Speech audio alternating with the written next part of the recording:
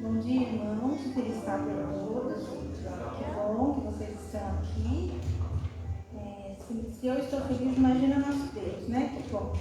E agora nós vamos começar a louvá-lo cantando o hino de número 328. Isso.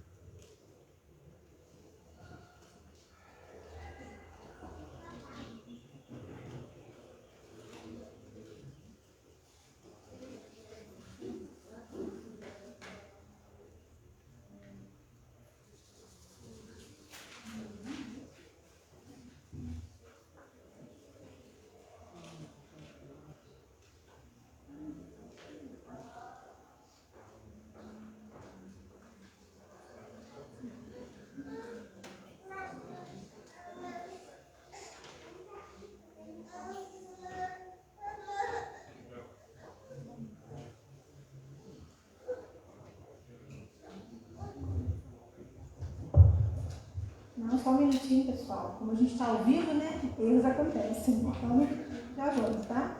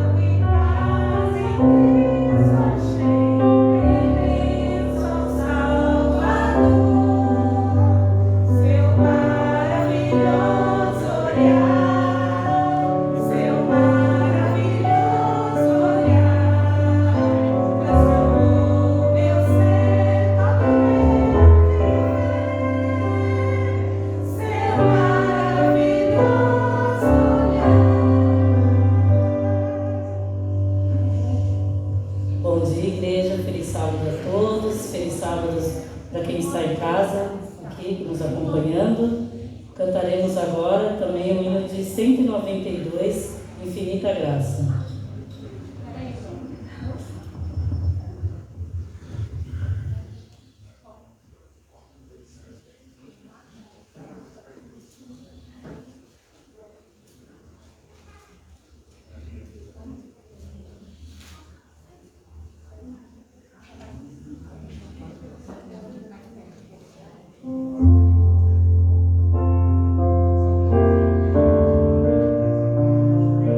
Cantaremos então o hino 427, Mais Perto Quero Estar. Todo mundo conhece esse, hein?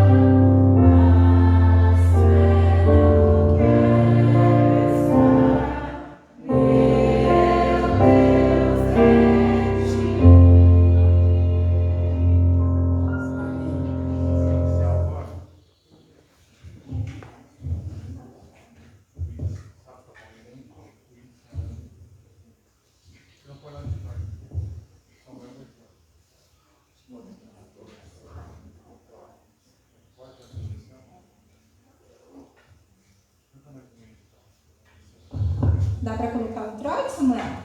Então eu convido os irmãos que fiquem em pé para cantarmos o introito.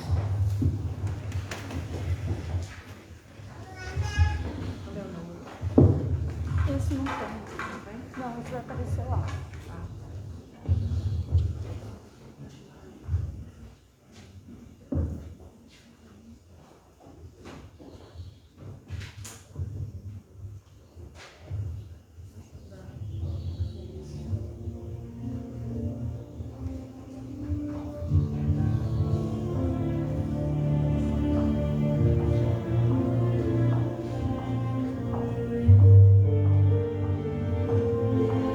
Thank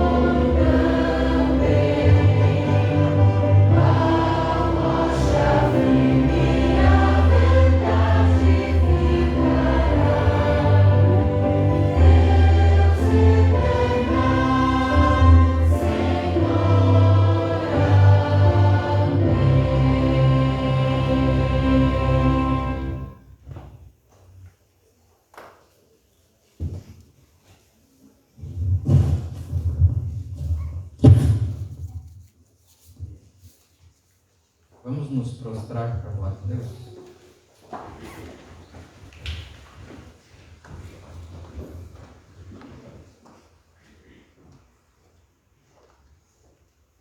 Pai de amor, Senhor Deus Todo-Poderoso,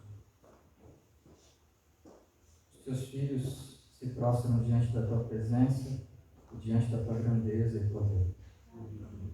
Nós, nesse gesto simples, mas muito emblemático, nós reconhecemos a tua supremacia diante de todo o universo. E é Senhor de tudo e de nós também. Nós suplicamos, ó Pai, invocamos a tua presença nesse lugar. É um lugar pequeno para a sua grandeza. Deus Todo-Poderoso, perdoa o pecado do teu povo. Muitas e muitas vezes tem feito separação entre nós e ti. Deus, por favor, se inclina, ouve, Senhor, e age em nosso favor. Espírito Santo de Deus, derrama abundantemente sobre nós.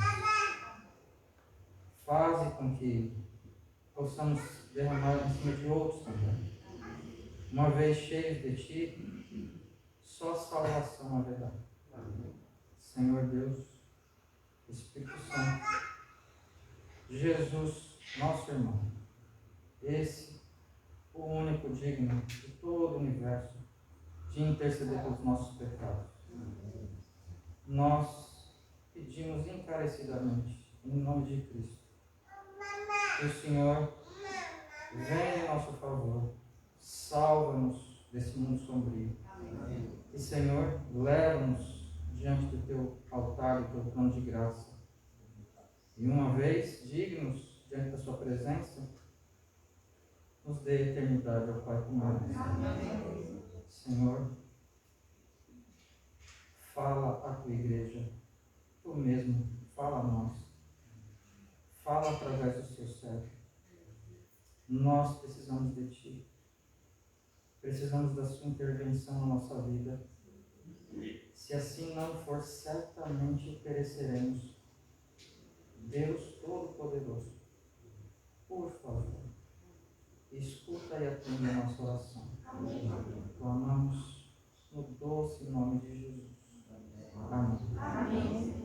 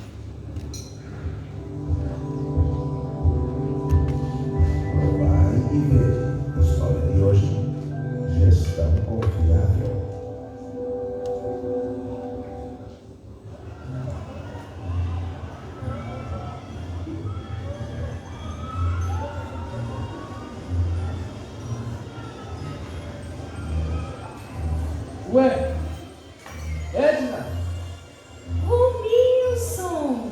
você aqui? Que prazer revê-la, saudade. Ô Edna, foi bom ter te encontrado. Eu tenho que te pedir perdão. Perdão? É, Por quê? você lembra daquele dia que você entrou no nosso setor e pediu donativos para sua igreja? Me lembro. Você lembra disso?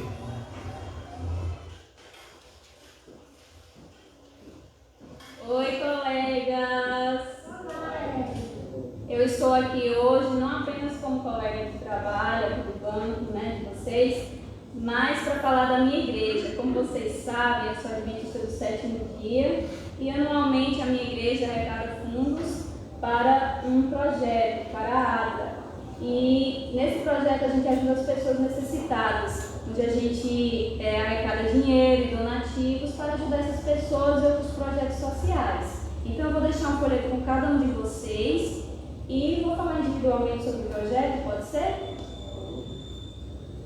No mundo, as atividades da ADA são muito importantes, veja bem. São cerca de 125 países atendidos, os hospitais e sanatórios cerca de 170, os orfanatos e lares para idosos 34.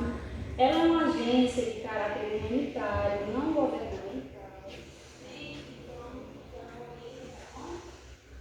Depois que você saiu da nossa sessão, eu e o irmão fizemos uma coisa muito feia.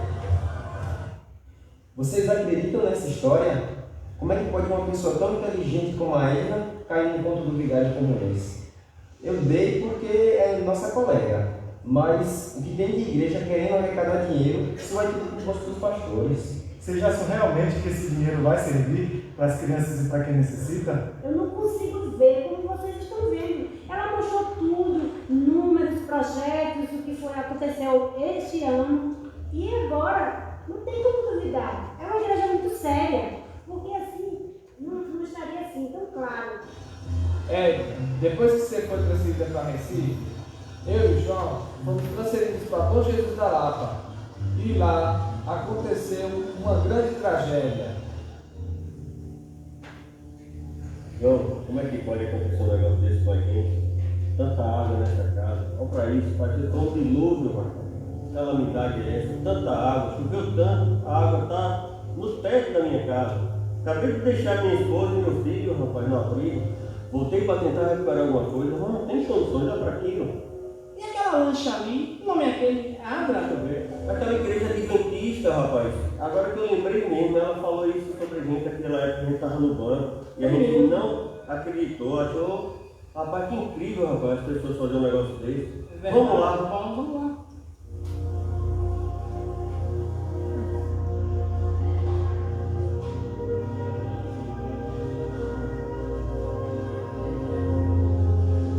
Romilson, eu estou surpresa, mas ao mesmo tempo eu estou feliz. porque mais uma vez Deus honrou a igreja através da sua experiência. Ele mostrou para você como Ele cuida do seu povo, como é séria a administração da nossa igreja. E essa experiência, mais uma vez, mostrou como Deus cuida da salvação de todos nós. É por isso que eu quero pedir perdão.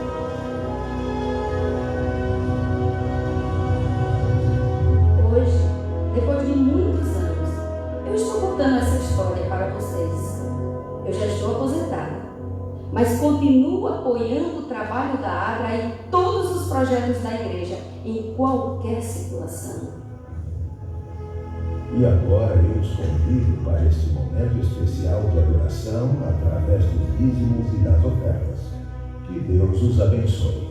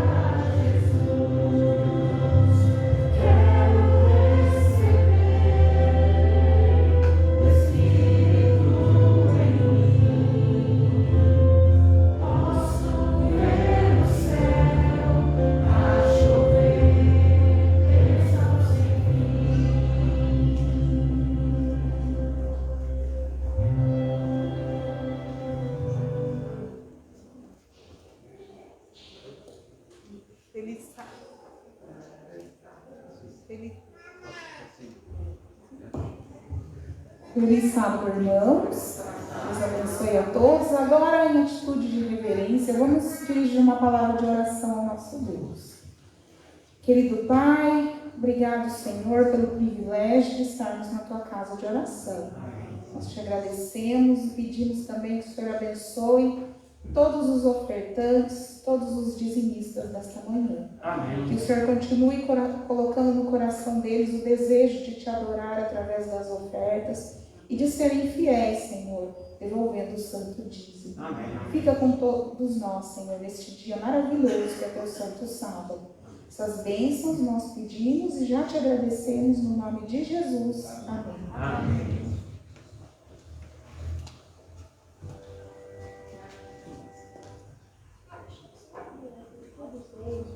Hoje eu quero contar para vocês algo que aconteceu em minha vida. O início dessa história é bem triste. Eu fiquei viúva, o meu esposo veio a falecer, mas ele me deixou com muitas dívidas. Eu não sabia o que fazer para cuidar dos meus 2 filhos. Um homem muito mau veio até a minha casa e disse que se eu não pagasse a dívida, ele levaria meus 2 filhos como escravos. Eu fiquei completamente desesperada e muito triste e aflita. Então, o profeta Eliseu fez algo muito extraordinário em minha vida. Foi quando eu encontrei o profeta Eliseu. Ele me perguntou o que havia em minha casa e nós não tínhamos nada. Na verdade, tínhamos um pouco de azeite na botija. O azeite é algo muito importante, muito caro e que serve para muitas coisas. Ele então me disse o seguinte: vá até os seus vizinhos e peça a cada um deles uma vasilha. Eu fiquei me perguntando para que serviria tudo aquilo, mas saí na casa de cada vizinho e todos me deram uma vasilha. Enchi a sala da minha casa e comecei a despejar dessa forma o azeite em cada vasilha. E era impressionante, as vasilhas iam sendo cheias e o azeite não acabava. Então perguntei a um dos meus filhos se ainda havia alguma vasilha e eles disseram: essa é a última. Então o azeite cessou. Vendi aquele azeite e pude pagar as minhas dívidas e meus filhos ficaram comigo e nenhum mal lhes aconteceu. Essa história é um milagre extraordinário e nos ensina que devemos confiar nas pessoas certas. Aqueles homens maus queriam fazer maldades contra os meus filhos e por isso devemos sempre prestar bastante atenção nas pessoas que conversamos. Você, criança, não deve passar informações na internet sobre o seu nome, seu endereço ou qualquer outra coisa que alguém venha lhe perguntar. Infelizmente, o mal existe e nós precisamos nos proteger contra ele.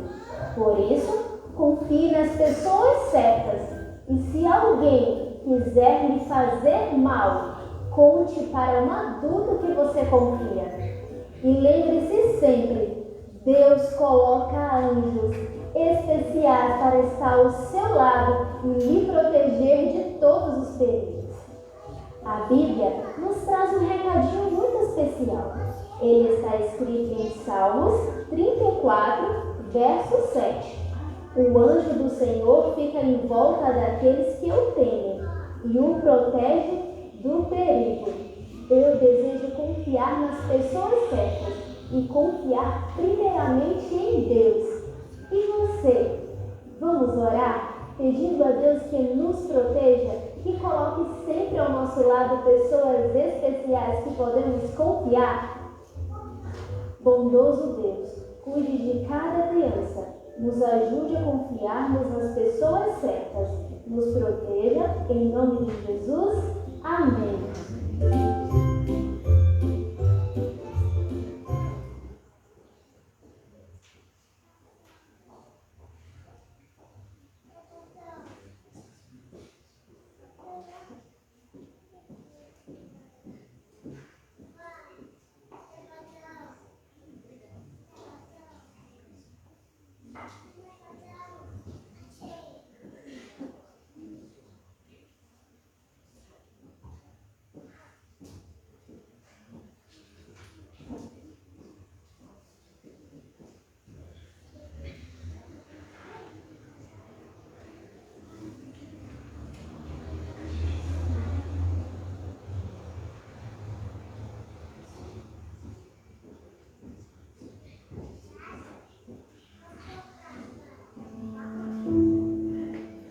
Negligência e violência psicológica são os principais tipos de abuso contra o idoso.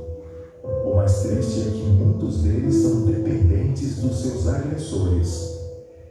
Com a pandemia e a longa permanência em casa, intensificou-se um drama vivido em silêncio. Diga não à violência ao idoso.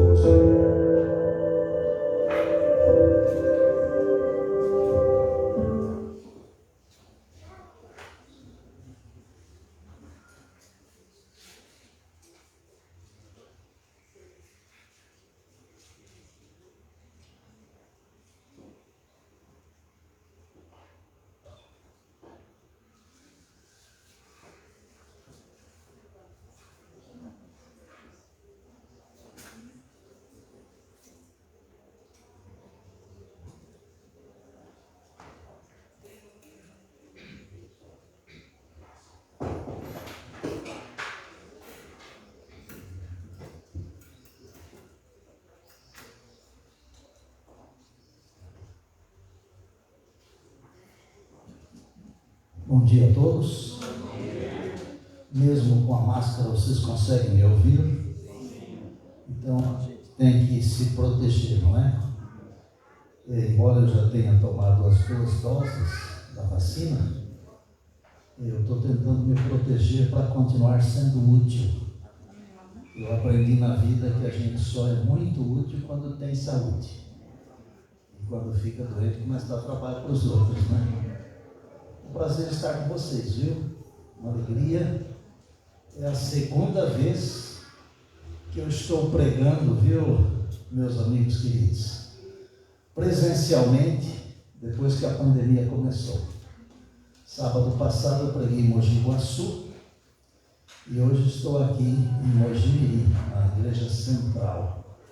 Eu estou tentando seguir aquela ordem de Jesus. Jerusalém, Judeia, Samaria e até os confins da terra. Então, primeiro em casa, tá certo?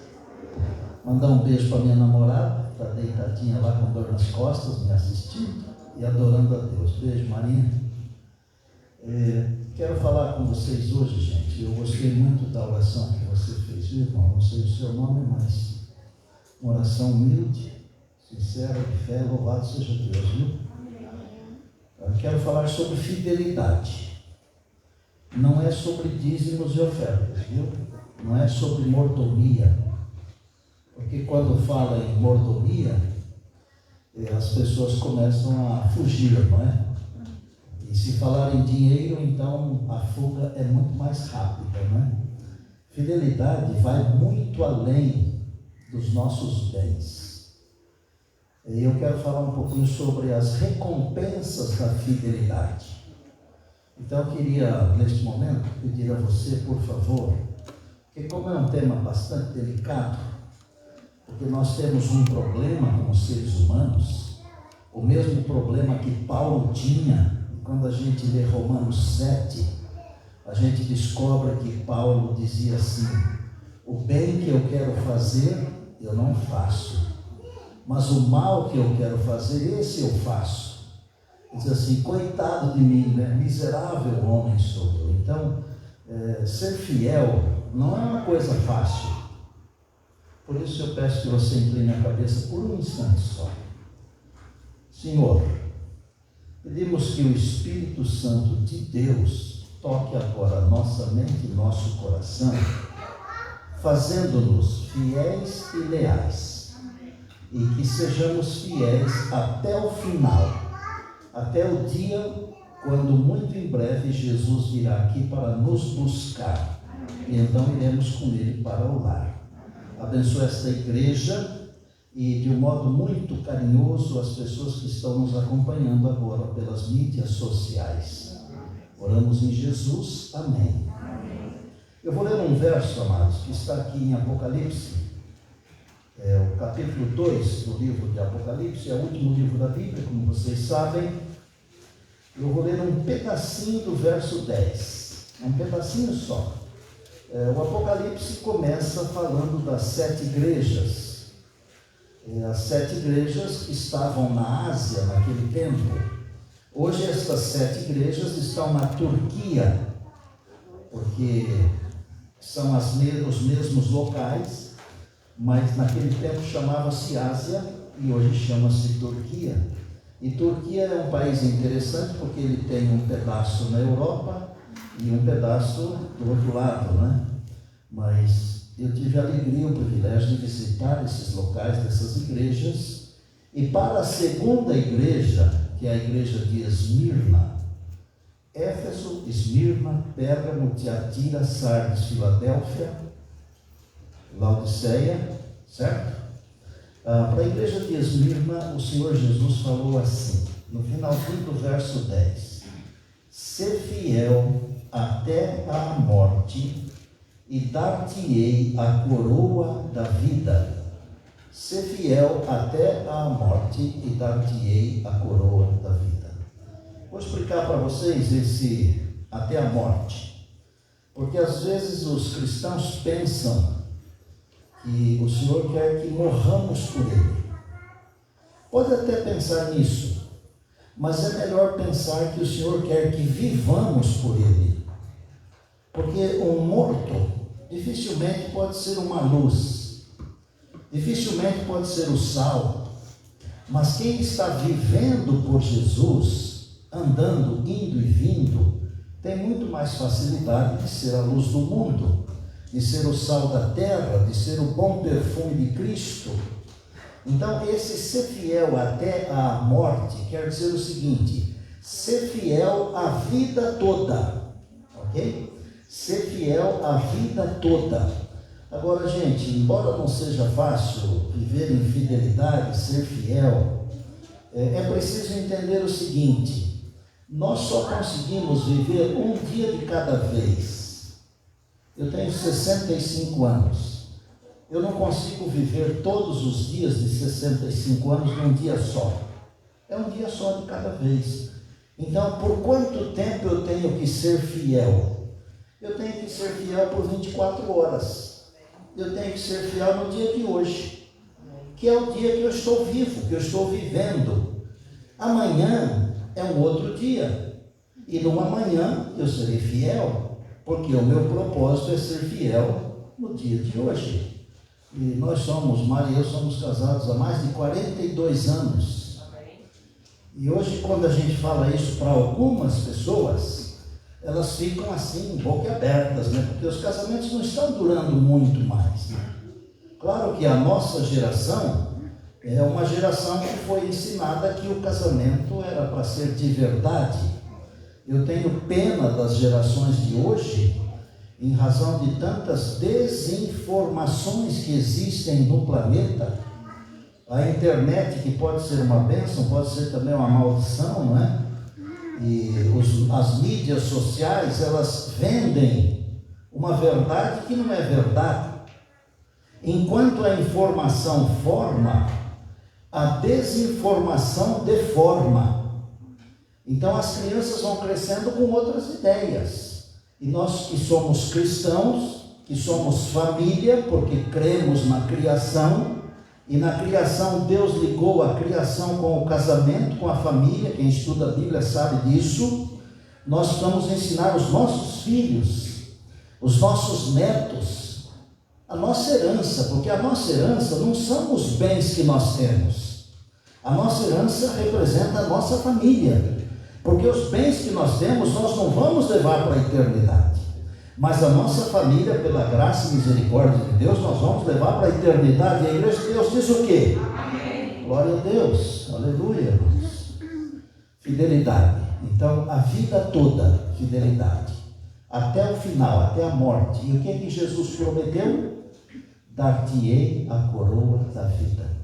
Esta é a maior de todas as recompensas da fidelidade. Mas não é a única. Porque quem é fiel já tem bênçãos aqui nesta vida. Nós estamos vivendo um tempo muito delicado. Paulo chamou esse tempo, quando escreveu ao seu filho na fé, o jovem Timóteo, em 2 Timóteo no capítulo 3, ele falou o seguinte: saiba de uma coisa, nos últimos dias sobrevirão tempos difíceis. São os nossos dias, tempos difíceis. Quem diria que um dia nós viríamos para a igreja usando esse tapa aqui, gente? Eu nasci numa fazenda, e na fazenda a gente colocava um negócio na boca do animal enquanto trabalhava com ele, só que não chamava tapa, chamava borsal. Era para ele não comer. O negócio ficava assim, na boca e no nariz do animal. E nós estamos assim. Mas não é só isso aqui é o mínimo do problema que nós enfrentamos. O mundo inteiro está desesperado por causa dessa crise. Esta crise levará a uma outra crise, que levará a uma outra crise. E assim, de crises em crises, nós vamos até o dia quando Jesus aparecerá nas nuvens dos céus. E é nesse tempo difícil que o Senhor diz: ser fiel até o fim, até a... Irmãos, nós temos que ser fiéis. Eu vou enumerar aqui algumas coisas, vocês tentem acompanhar o meu raciocínio. Eu tenho orado a Deus para que Ele me conserve, traduzindo as coisas difíceis em linguagem fácil, para que os filhos de Deus possam entender. Eu prefiro ser simples e fácil, porque Jesus era assim. Mas nós temos que ser fiéis a Deus. Se formos fiéis a Deus, nós teremos mais facilidades de sermos fiéis ao nosso cônjuge. E veja, quando fala de tempos difíceis, a Bíblia, o mundo hoje está voltado para uma outra filosofia de vida, para uma outra ideia sobre gêneros, uma outra ideia sobre a sexualidade humana, uma outra ideia sobre relacionamentos. Então vejam, se eu sou fiel a Deus, eu tenho mais facilidade de ser fiel ao meu cônjuge, à minha esposa, ao meu marido, à minha família. Ô gente, nós temos que ser fiéis à nossa família. E família, cada uma tem a sua, não tem duas iguais. A sua família, mesmo tendo os defeitos que tiver, é a sua família. Não existe nenhuma família perfeita nesse mundo aqui, depois da entrada do pecado. Em todas as famílias nós temos algum tipo de problema.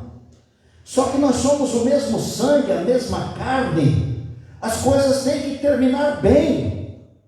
E se nós somos fiéis a Deus, nós teremos mais facilidades de sermos fiéis ao cônjuge.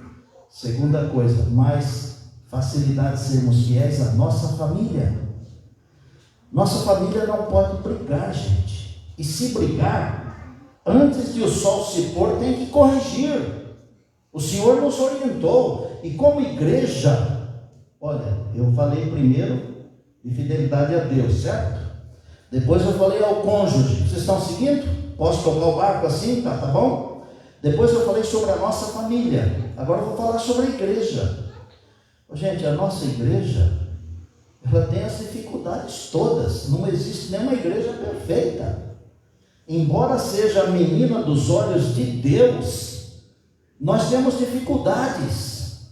Agora, amados, se nós somos fiéis a Deus, nós temos facilidade de ser fiéis à nossa igreja e solucionar as situações que Satanás faz acontecer na nossa igreja.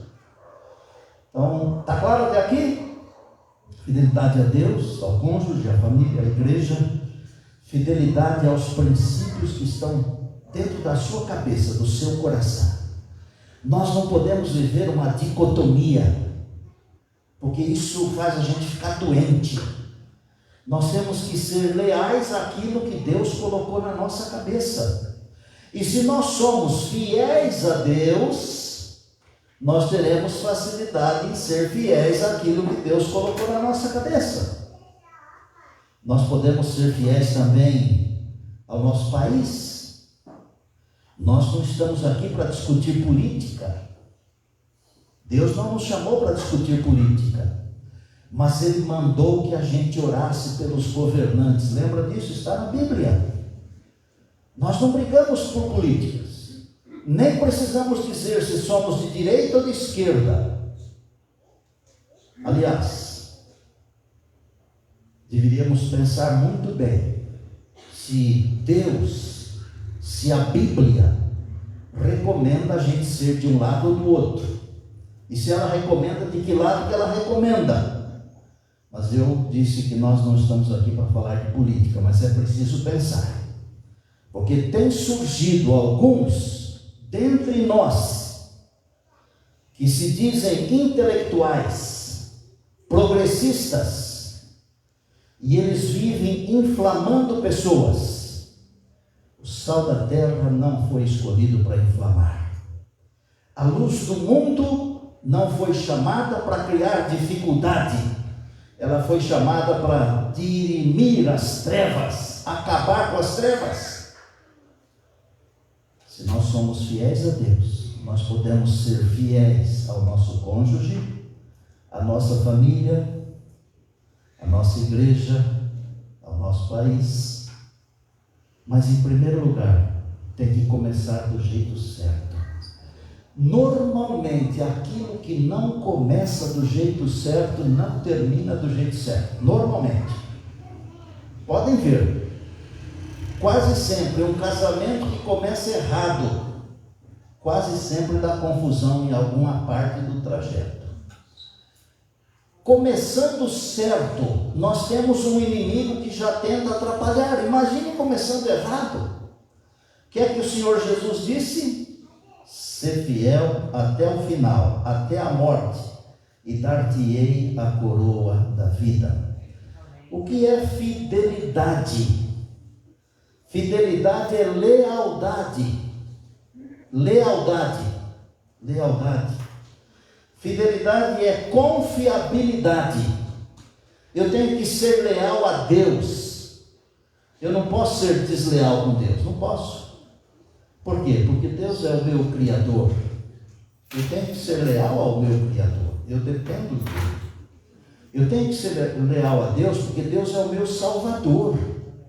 E eu tenho que ser leal ao meu Salvador. Gente, nós estamos falando de time de futebol. Estamos falando do grande conflito entre Cristo e Satanás.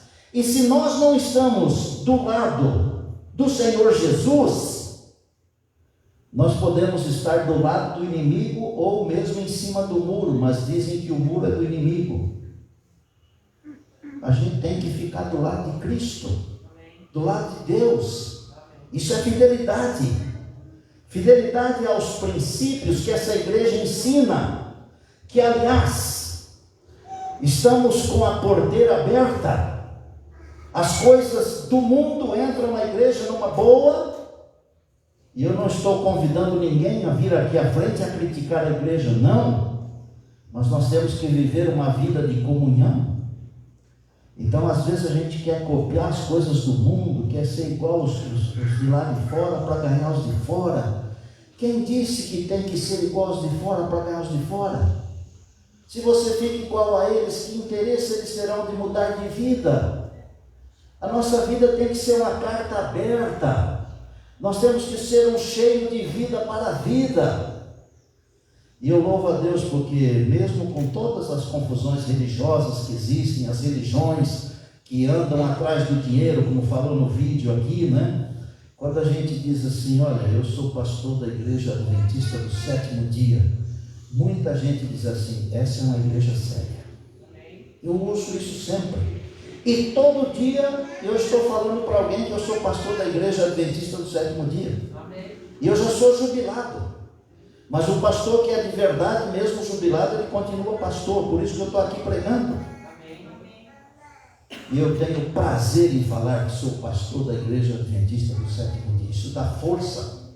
É a luz do mundo brilhando em algum coração.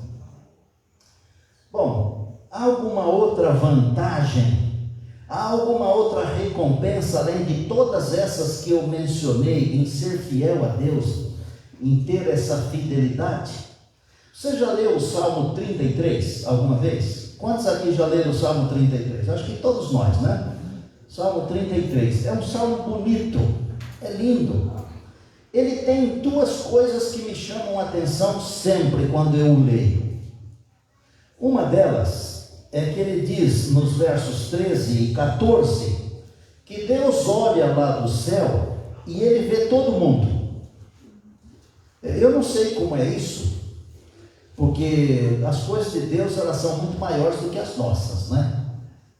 O próprio profeta Isaías diz no capítulo 55 que os pensamentos de Deus são mais altos que os nossos, né? Os caminhos de Deus são mais elevados. Eu não sei como é que Deus faz para ver todo mundo, porque eu, por exemplo, só estou vendo vocês aqui. E se eu focalizar o meu olhar em alguém aqui, eu vou conseguir ver perifericamente até aqui mais ou menos, ó. Mas daqui para lá eu não vejo. Mas a Bíblia diz que Deus olha dos altos céus e vê todos os filhos dos homens. Só que depois, nos versos 18 e 19, tem uma coisa para aqueles que são fiéis. O Senhor Jesus, quando aqui andou, ele falou que Deus manda o sol e a chuva sobre os bons e os maus. Quer dizer o seguinte, as bênçãos temporais, elas são para todos esses que Deus olha lá de cima e vê. Mas olha, nos versos 18 e 19, a Bíblia diz que Deus pousa o seu olhar sobre aqueles que o temem. Está escrito isso aí? Sabe o que ele faz? Em vez de ficar olhando assim tudo, ele para o olhar em alguém. E o que é que a Bíblia diz? Por que que ele para o olhar? Para proteger a vida. Que tal? Para conservar com saúde, para dar comida quando tem fome. Mas para quem que ele faz isso? Para aqueles que o temem, aqueles que são fiéis. Amados, mesmo que não houvesse céu, escutem bem o que eu vou falar, para não sair por aí dizendo que o pastor Estino ensinou o que não ensinou. Presta atenção, mesmo que não houvesse céu, mesmo que não houvesse, mas há um céu, e Jesus vem nos buscar e vai nos levar para lá. E depois do milênio também nova terra, aleluia? Aleluia. Mas mesmo que não houvesse nem céu nem nova terra, viu, Tiago? Obrigado pelo convite que você me fez, até me obrigou a vir quase, né? Foi difícil, hein? Estou ficando difícil depois de velho. Mesmo que não houvesse céu, valeria a pena ser um cristão nessa vida aqui. Porque há bênçãos para o cristão nessa vida aqui, gente. Olha que como é bom a gente ter um coração feliz. É mais saudável, embeleza mais o rosto. Isso é bíblico, eu não estou inventando. A felicidade de ser cristão. Bênçãos para aquele que é fiel a Deus. Bênçãos para aquele que é fiel a Deus.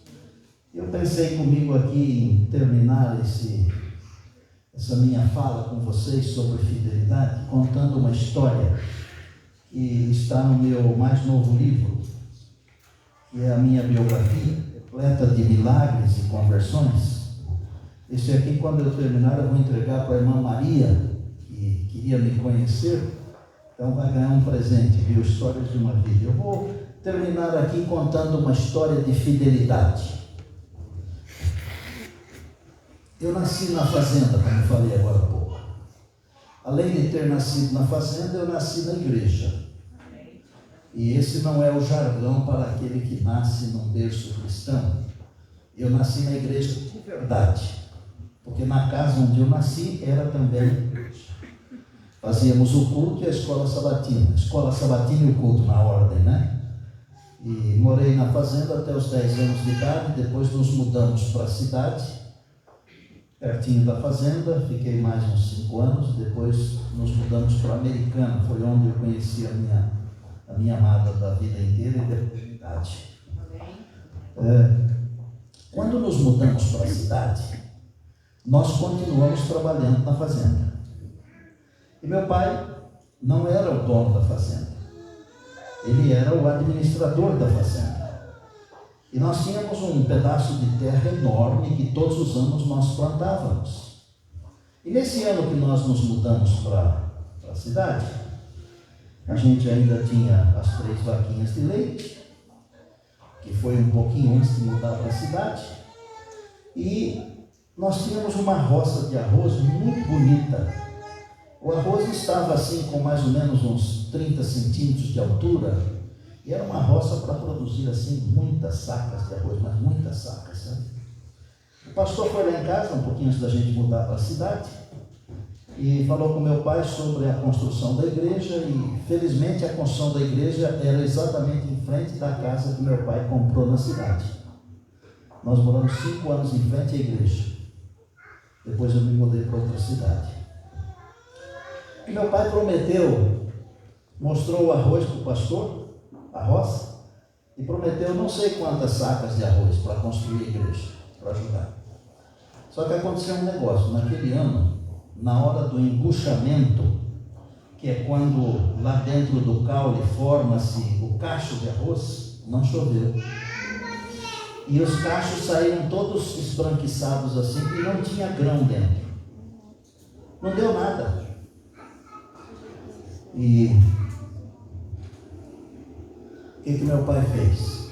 Nós tínhamos 3 vaquinhas de leite.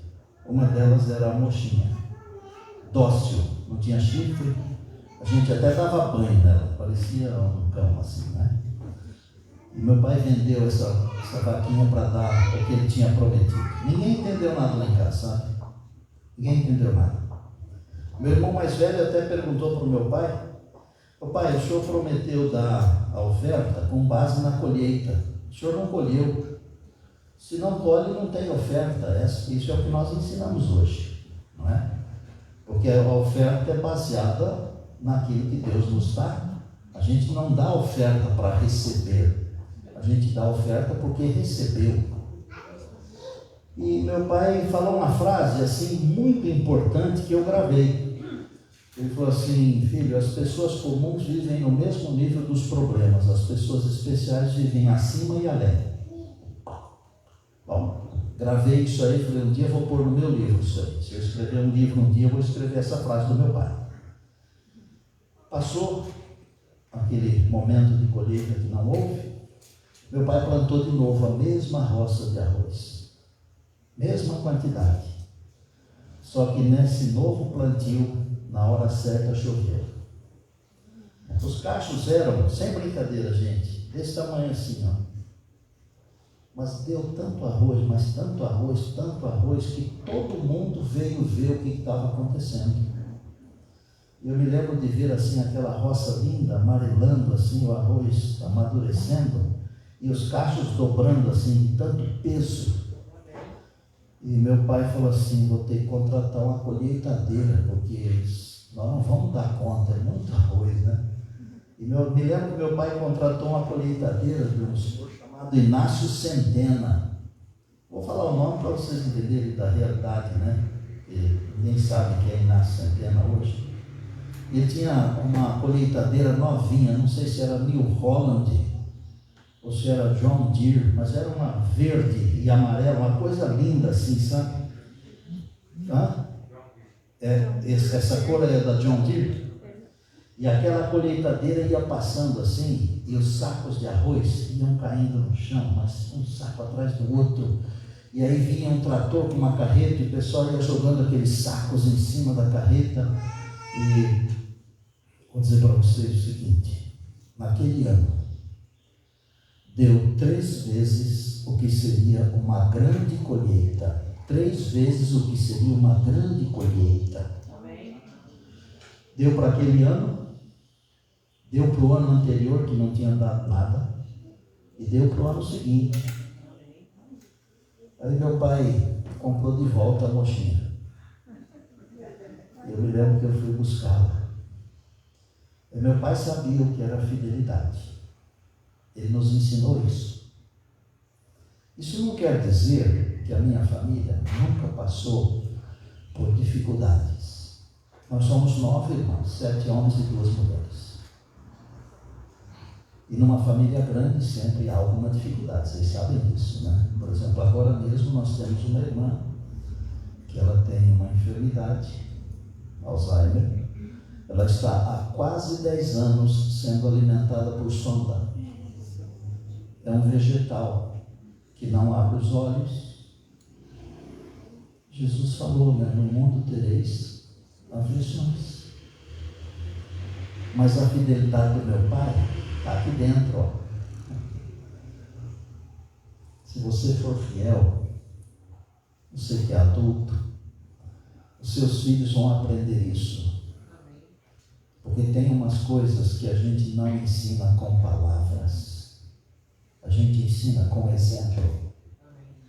Se você for fiel a Deus, você terá mais facilidade de ser fiel ao seu cônjuge, à sua família, à sua igreja, aos seus princípios pessoais, ao seu país, a esse mundo aqui onde Deus nos chamou para ser a luz do mundo.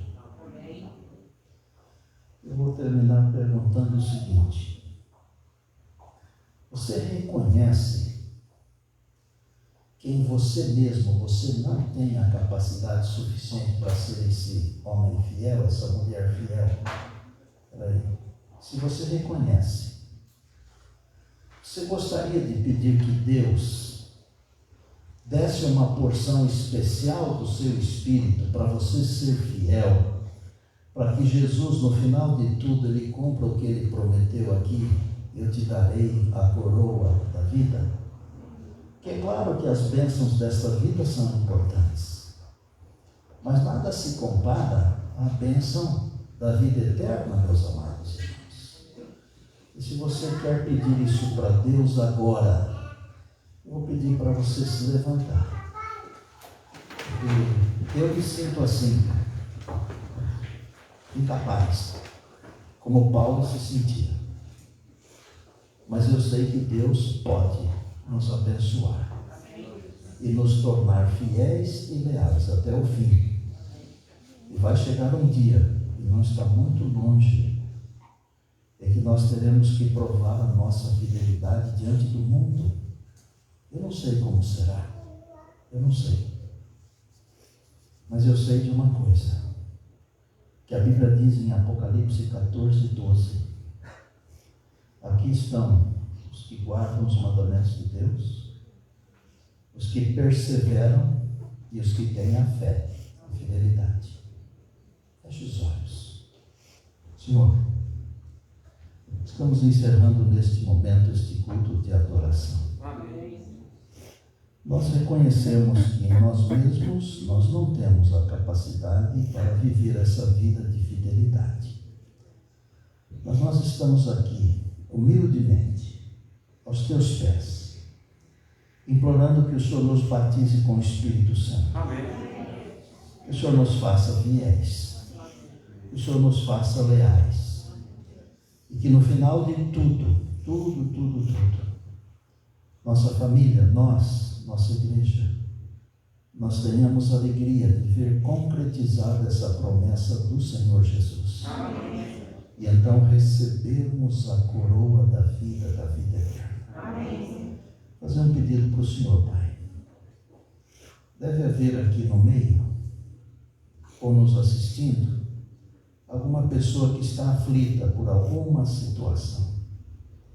Eu vou pedir que o Senhor mande um anjo poderoso para abençoar essa pessoa. Amém. Nós aqui, lava-nos de novo com o sangue do Cordeiro. Amém. E abençoa esta comunidade, Pai. Nossas famílias, nossos queridos. Amém. Faze-nos a tua luz, o teu perfume.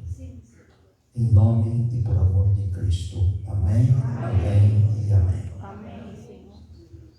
Obrigado a todos por me ouvirem e Deus nos abençoe ricamente, grandemente, abundantemente. Amém. Quero agradecer a presença do pastor Agostinho.